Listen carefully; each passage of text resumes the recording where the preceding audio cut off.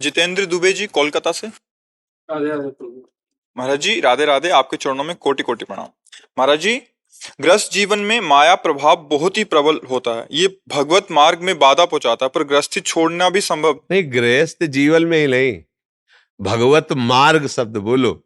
भगवत मार्ग में माया बहुत परेशान। आप क्या सोचते हो गृहस्थी को परेशान करती?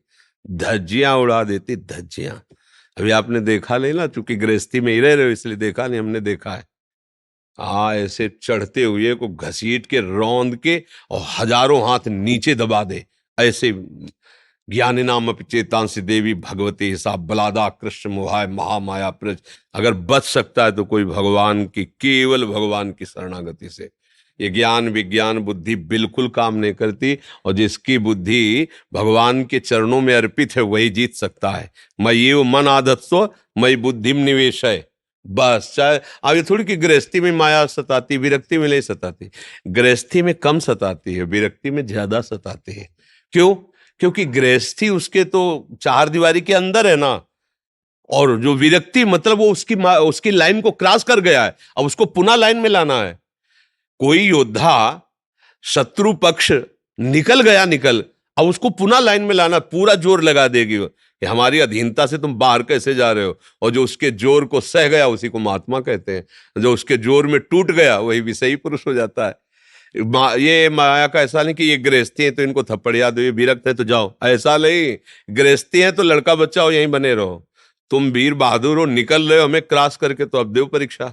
और सामने अपने आकर्षण फेंकेगी और तुम निकल गए, झुके नहीं, तो बात अलग है। तो गृहस्थी में माया क्या सताती है?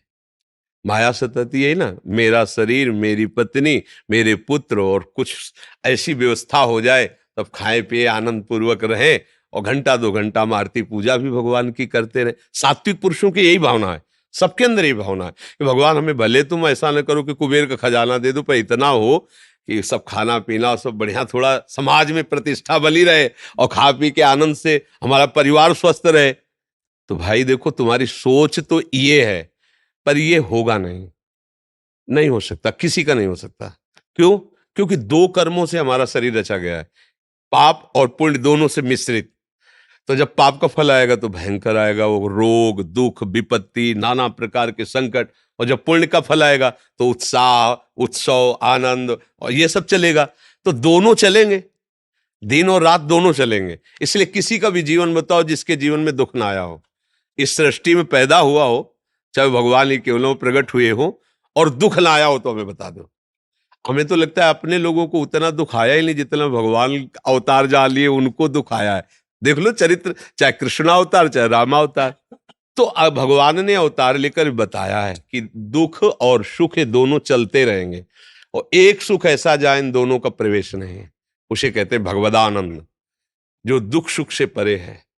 जो सुख दुखे समय कृत्वा लाभा लाभ हो जया जय, जो सुख दुख में समान, लाभ हानि में समान, हाँ जय पराजय में समान, वो परम सुख भगवान का है।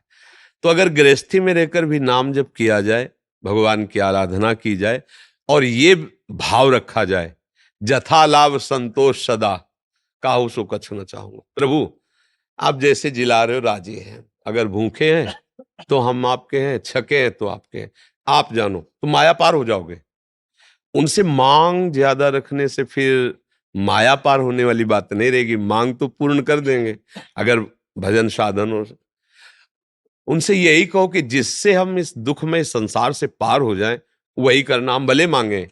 अगर आपको उचित नहीं लगता तो आप मत देना मुझे, क्योंकि अपने लोग छोटे बालक की तरह, जैसे छोटे बालक नहीं कि हमें गुनगुना चाहिए, हमें घोड़ा चाहिए, वो खेलने वाले नहीं।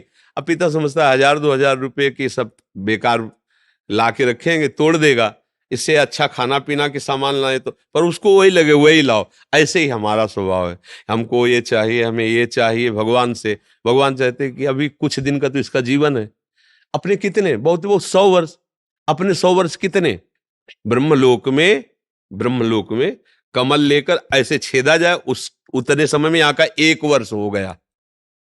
अपना कितना 100 वर्ष है, कितना है, ये ऐसे झपकते ही 100 वर्ष निकल गए। देखो आधा जीवन जो लिखित जीवन है उसमें 50-55 तो निकल गए।